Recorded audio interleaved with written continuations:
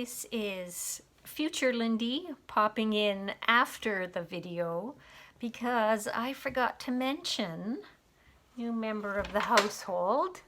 This is Joni. She's 3 months old.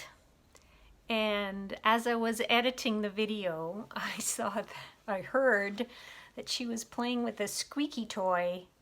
And so if you hear little squeak, squeak, squeak, squeak all through it, you will know what I'm talking about. So there she is. She's got 2 different colors of eyes. She's got heterochromia. Show you little eyes. She's adorable. Hello, my friends. Welcome back to my channel, Lindy's Magpie Reads. So I've got 9 books to tell you about today. 3 audiobooks, 2 graphic novels, and 4 print books. And as far as content, there's 1 poetry collection, 1 short story with essay, 1 nonfiction, and the other 6 are novels. 3 of those books are in translation, and the authors are from all over the place. I've got 1 Egyptian, 1 Polish, 1 Canadian, 1 French living in Canada. There's an Irish Australian, 2 African Americans, 1 Black British, 1 Welsh, and 1 English living in Wales. So here we go. I'll start out with the audiobooks and with the best book that I've read in the past week. It might hold best for further than that, but we'll see. And that is The Books of Jacob by Olga Tokarczuk. It's translated by Jennifer Croft. I listened to it in audiobook, so that's 36 hours long. The audiobook narrators are Julie Messner and Alan Lewis Rickman. Alan Lewis Rickman does just the segments that are Nachman's writings, and Julie Messner does the rest. She has a nice, clear, easy to listen to voice, but she does speak quickly. So if you're used to increasing your speed on audiobooks, that might not work with this one.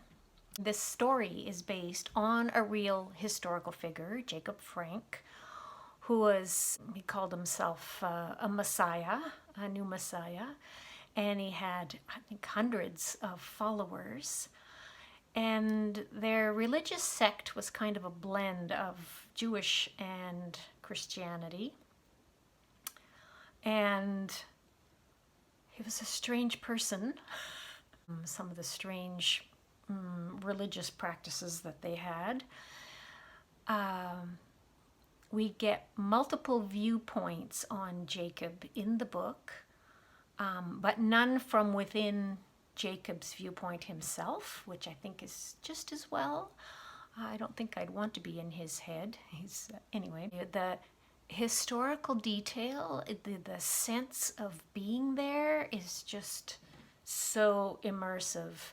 The writing is exquisite. Olga Tokarczuk won a Nobel Prize for literature, so that is no surprise. But I think Jennifer Croft's translation is also superb. One of the viewpoints is from a character who's looking on from above.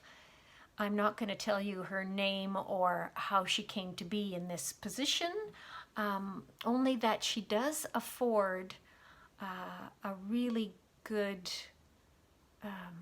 feminist perspective, I think. So, for example, when Jacob Frank is dying, so this novel covers about 50 years of his life, when he's dying, there's a woman dying at the same time in another place, and this character whose voice we're hearing from above is more interested in her, and actually I was more interested in her too. Another example of the feminism here is a real woman poet, a Polish poet from that era. We're talking mid-18th century here. And Elżbieta Drużbacka. And so she comes in and out of the story. There's a lot about writing. So there's that poet, there's this priest, Father Chmielewski, what was his name? Chmielewski, yeah. And he's compiling all the knowledge of the world into a book. We've got Nachman, who's writing about Jacob and what he says. And yeah, so just loving literature, you'll get lots out of this book as well. In a way, it reminded me of Wolf Hall and that trilogy about Thomas Cromwell, except that instead of a singular voice, we've got several viewpoints. But it had that historical, immersive quality. I had to look up a lot of stuff. Like Jacob was born in Podolia, and that used to be in the Kingdom of Poland, but it is currently in kind of central west Ukraine, I think. It's in Ukraine for sure. So yeah, borders changed a lot. And yeah, I highly recommend the books of Jacob. And when I finished that audiobook, I thought, I need something else that's really good, because it's a big letdown otherwise. And so I turned to Toni Morrison, another Nobel Prize winner. And so her short story Recitatif was recently released as a single. Apparently it's the only short story she ever wrote back in the early 80s. And in this edition, it is paired with an essay by Zadie Smith talking about the short story. So I listened to the audio where the essay part comes first, and it's about an hour long. Zadie Smith reads it herself. And then the second hour is the short story, and Bonnie Turpin reads that. Just to give you the basic gist of the story is that it is about a black girl and a white girl who meet when they're 8 years old, and then off and on through the rest of their life they keep running into each other. And we know that one is black and one's white, and racism is definitely part of the story, but we never know which one is which.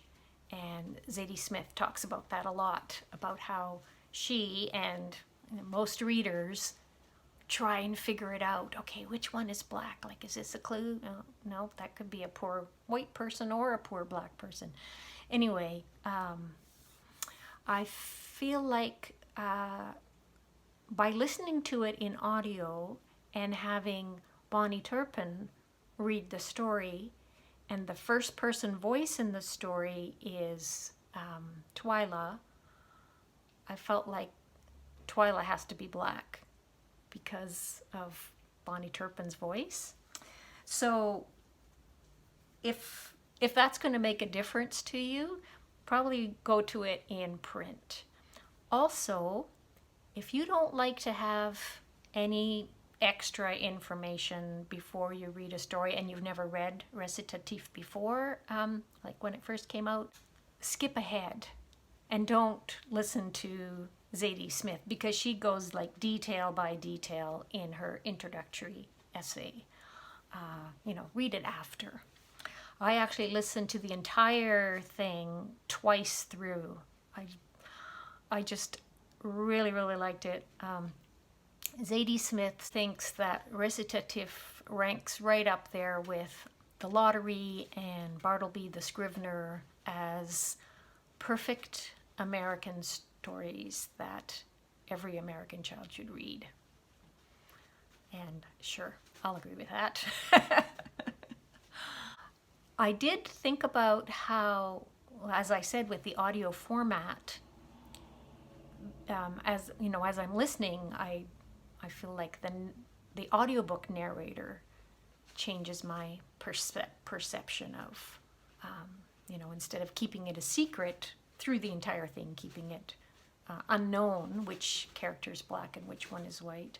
That happened with another audiobook that I listened to fairly recently, and that's one by Meg Rosoff called The Great Godden, except in that book it's gender.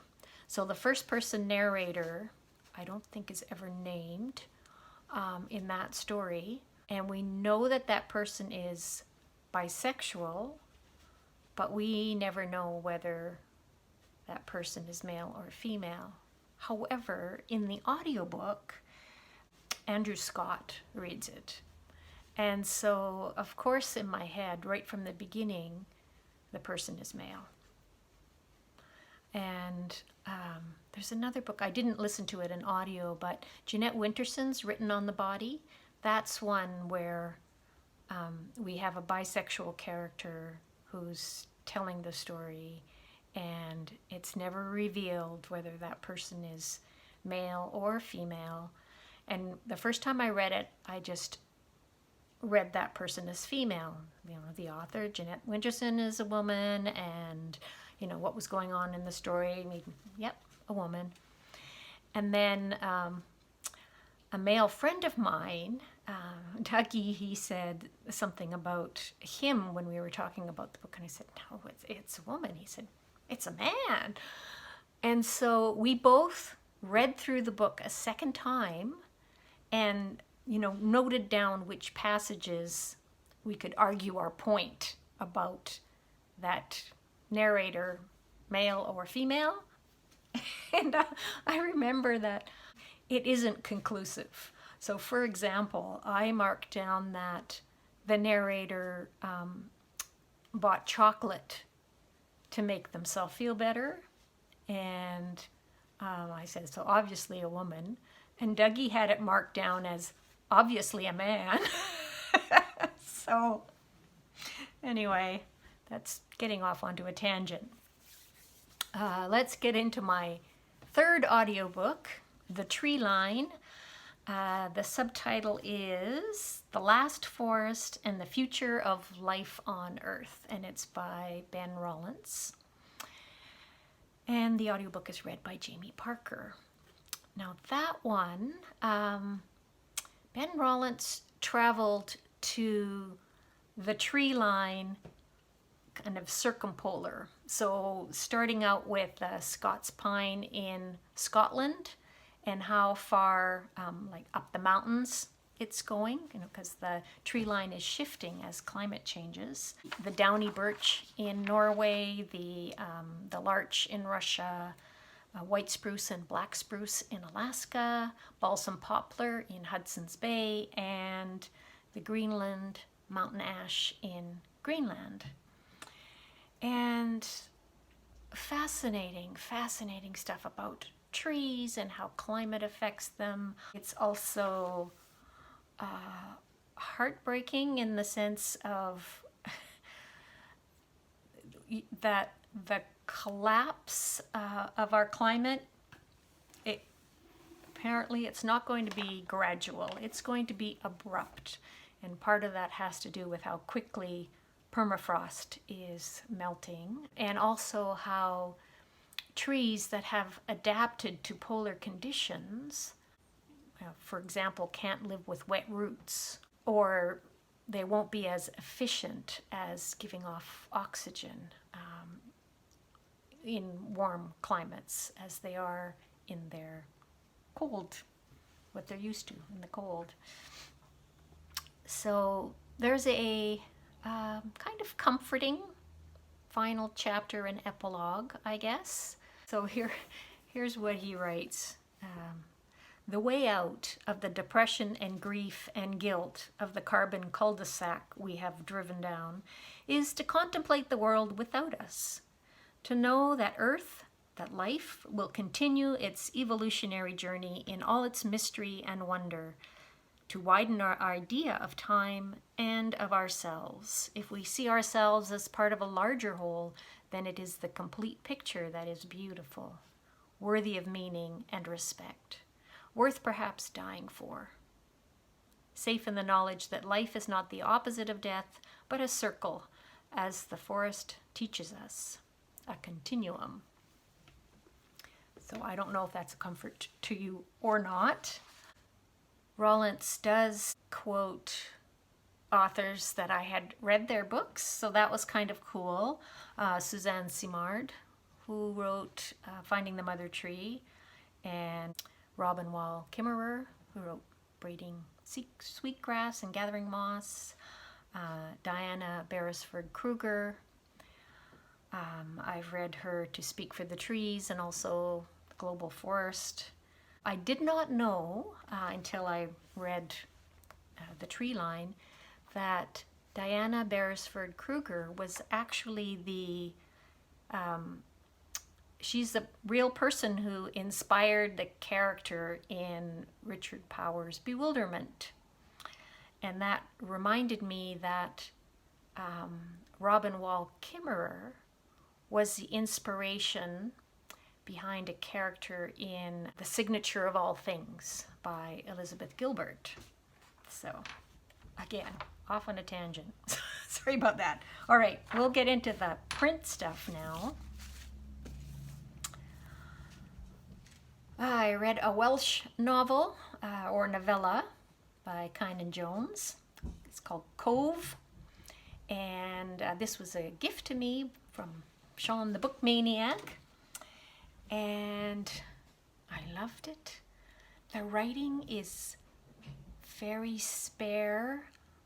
It's almost like a verse narrative, really. The story is, it's a man who's out on the ocean on a kayak to go fishing, and a sudden storm catches him out there, and he's struck by lightning but survives, except that he's out in the ocean with land not in sight. So, you know, a survival story, you know, man versus the sea, I guess, but it's not at all like Hemingway, Old Man in the Sea,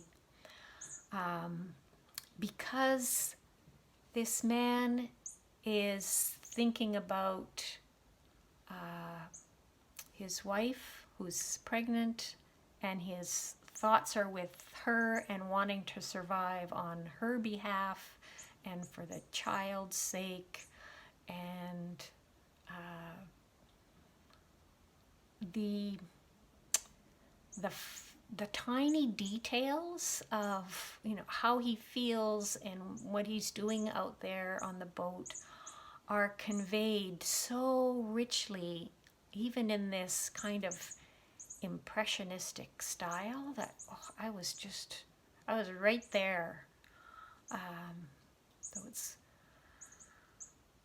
I gave it 4 stars when I finished reading it, and then it's just been haunting me, so up to 5. I gotta do it.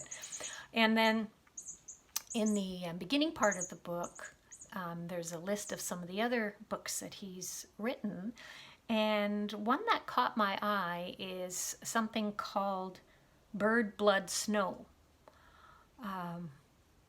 And does that remind you of some other book?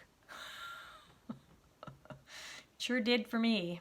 Helen Oyeyemi's Boy Snow Bird. Yeah. Anyway, the Bird Blood Snow is a retelling of one of the tales from the Mabinogion. And I thought, oh, you know, if you've been watching my channel, you know that I've been interested in reading the Mabinogion.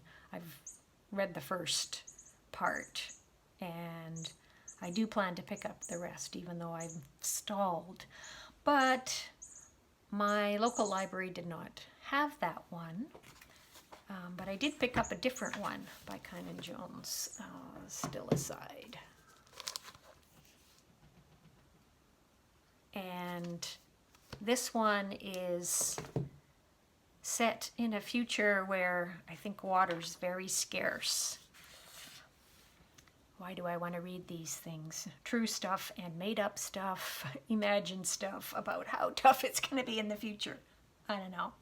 Anyway, speaking of that, here's another near future novel, Migrations by Charlotte McConaghy, who's Australian. So the character in the novel is Irish Australian, and part of the story takes place in Ireland and partly on the ocean, because what she's doing, okay, first I should tell you that in this future 80% of wildlife on Earth has disappeared or gone extinct or is dead. There are a few Arctic terns left, and so that's what this character is doing. She's following their final migration from Greenland down towards the South Pole. And she is running away from something, some kind of trauma that is slowly revealed. And that actually reminded me of something by Evie Wyld, another Australian author. I can't think of what that title is right now, but I'll pop it in the notes down below. Anyway, there is a passage in here about the last forests, so that went very well with the Treeline nonfiction book that I read. I'll tell you what it says here. Which brings us to our final reminder that if you or anyone you know wishes to visit the remaining forests of the world, you need to join the waiting lists immediately, for it is becoming more likely that the lists will outgrow the lifespans of the forests. That was a reporter on the radio. All right, still in the science fiction category, I read volume 4 of Descender. That volume is called Orbital Mechanics. And there's multiple storylines going. So each character is being developed more. And the cliffhanger from volume 2, we're moving on with that storyline. There's a really good sequence with concurrent action where there'll be a panel from one storyline and then a panel from another and a panel from a third, and it just really builds the tension very nicely. And we've got new and exciting planets that are introduced, and I'm moving on to volume 5. Another, did I mention that was a graphic novel? I think I did. It's by Jeff Lemire and the art is by Dustin Nguyen. Another graphic novel, and this is by a French cartoonist, Miron Malle, and it's called This Is How I Disappear. And it was translated by Aleshia Jensen and Bronwyn Haslam. Now, shortly after I started this channel, I got a comment that my videos have an ASMR quality. People are using them for soothing themselves. So if that's you, have at it. But there's a panel in here that refers to that. I'm like, I know what that is. I had to look it up, but I know what that is. And the story is about a lesbian woman living in Montreal who's got a job at a publishing house where she's overworked and underpaid. She is working on her own writing when she has the energy. And she also has severe depression. So a lot of the times, you know, her friends reach out to her and she just doesn't have the energy even to respond to their texts. And so it's, coping with depression, the difficulty in finding an affordable therapist and also one that's compatible. In the opening scene, we see her talking to a therapist where there's a lot of silence, where they're just looking at each other. And I can't think of what her name is right now, but Clara. She tells the therapist, sorry, I have a really hard time with silence in general, and I think when we're talking about this, I need you to guide me, just so you know. And the therapist says, okay. And stay silent. Did not work out. But as you can see by her art, it's a black pen with some very nice rich blacks to sort of spotlight. So often where Clara is in a crowd, you'll see her because it's very dark. She's very gentle about the hardship that Clara is going through. So for example, there is a past trauma that's referred to, but it's kept, very much quietly, so I don't think it would be triggering for anyone. Very nuanced, and I really felt for Clara. I thought this was very well done. And speaking of women having a hard time, a much harder time, Woman at Point Zero. So this is by the Egyptian author Nawal el-Saadawi. And I think this is a modern classic. It was translated by Sherif Hetata. And it is told in the voice of Firdaus, who is imprisoned for murder. And the story is all told on the eve of her death sentence. It's kind of an age-old story about women. Like every bad thing that could happen to a woman has happened to Firdaus, starting with being neglected as a child, being sexually and physically abused, being objectified. It's like she just can't win until she just can't take it anymore. Well done. Kind of hard to take. There's a bit of a surreal aspect with eyes following her when she's out on the street. But there's something about the relentlessness and a sort of like there's something inescapable about the horrid circumstances that she's in that reminded me of Woman in the Dunes by Kobo Abe. Although the content is very different, but it was the atmosphere of being trapped, being unable to get out of this life. Anyway, Woman at Point Zero. And last of all, poetry. I picked up the Renunciations. This is by Donika Kelly. Because it was on the Lambda Literary Award, the finalist. It's one of the finalists for lesbian poetry. I'm so glad that I picked it up. There's trauma in the narrator's story in here. A woman who was abused by her father, sexually assaulted repeatedly by her father, and so if that kind of thing triggers you, it's pretty intense in here, just so you know.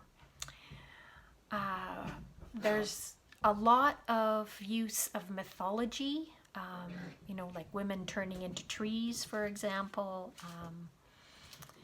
that I found helped me to kind of distance myself from the horror in a good way, just a little bit of psychic distance. But what is happening through the course of these poems is being reconstructed or transformed from the inside. And so it's ultimately a very rewarding sequence of poems. And, oh, she's got great titles. The final poem is called "The Moon Rose Over the Bay. I Had a Lot of Feelings." I think that one is my favorite poem. I had a different poem as my favorite, and then as I read through them again, I said, oh, that one's my favorite. No, this other one's my favorite. It's really good. The Renunciations. Donika Kelly teaches at University of Iowa, and there's her picture on the back. So that's what I've got for you this week. Let me know if you've got comments on any of these books. I would love to hear from you, and I always look forward to your comments down below. So, oh well, see you in the next one. Bye for now.